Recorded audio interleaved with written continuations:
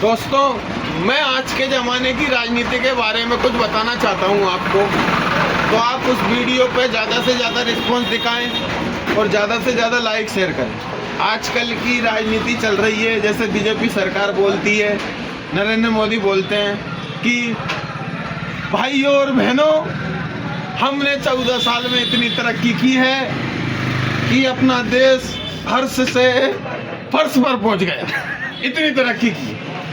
अब उनको मैं बताना चाहता हूं कि आपने देश को हर्ष पे था पहले कांग्रेस के टाइम पे, तो आपने अब फर्श पे ला दिया।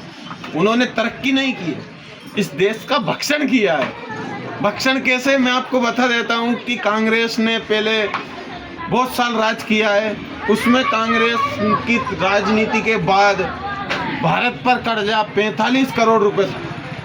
और जब से कांग्रेस सरकार आई है, कांग्रेस सरकार आए हुए अभी कुल 14 ही वर्ष हुए हैं, कर्जा बढ़कर 3, 4, 5 गुने हो गए। डायरेक्ट कर्जे ने तोड़ दिया रिकॉर्ड। 250 करोड़ का कर्ज हो गया भारत के ऊपर।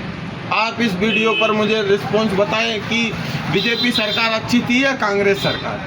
धन्यवाद दोस्तों। और मैं थोड़ा सा, मेरा दोस्त है, उससे भी पूछ लेता हूं कि उनका क्या थोड़ा सा रिस्पॉन्स है।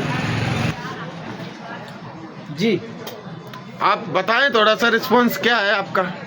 जैसे देखा जाए कि पार्टियां सभी सही हैं, पार्टियां खराब नहीं होती है। उसमें जो काम करने वाले नेता है उनका कार्य सारणी यानी कि कार्य जो प्रणाली है उसके बारे में बोलना चाहूँगा आपसे। जी वही बताएं आप। कार्य प्रणाली हर एक आदमी की, हर एक व्यक्ति की अलग अलग होती है। जैसे मोदी जी की कार्य प्रणाली अलग प्रकार से है। अब वो बस सिर्फ किसानों की तरफ नहीं देखते हैं, बल्कि वो सिर्फ देश को, इकोनॉमी को बढ़ाने का काम कर रहे हैं।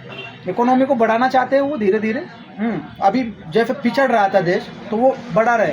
पर कारण ये कि उसका प्रभाव किसानों पे भी आ रहा है। जैसे कि अमेरिका से संबंध बनाए डोनाल्ड ट्रंप से, अपने प्रधानमंत्री माननीय नरेंद्र मोदी साहब ने, तो उन्होंने क्या किया है कि मक्का का आयात निर्यात अमेरिका से डायरेक्ट कर लिया।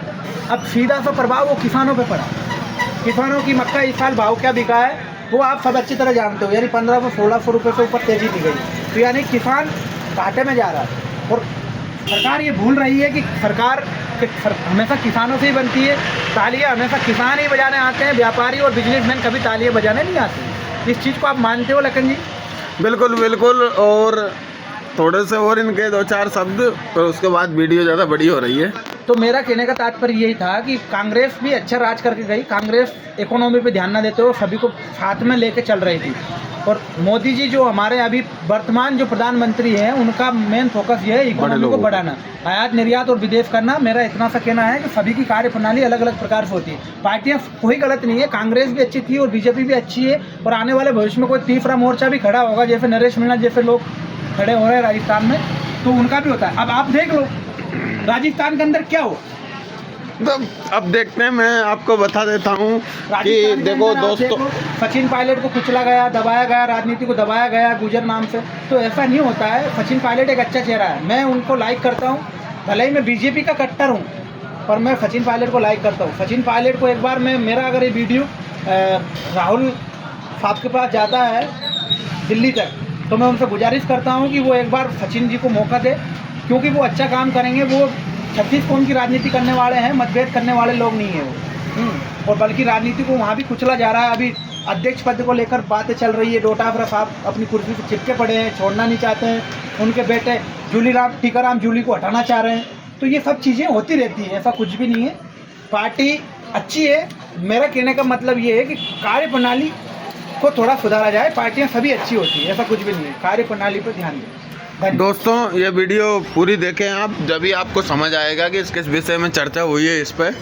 धन्यवाद। वीडियो एंड करते हैं। वीडियो हो गई है 4 मिनट की, तो आप देखें, पूरा रिस्पॉन्स बताएं।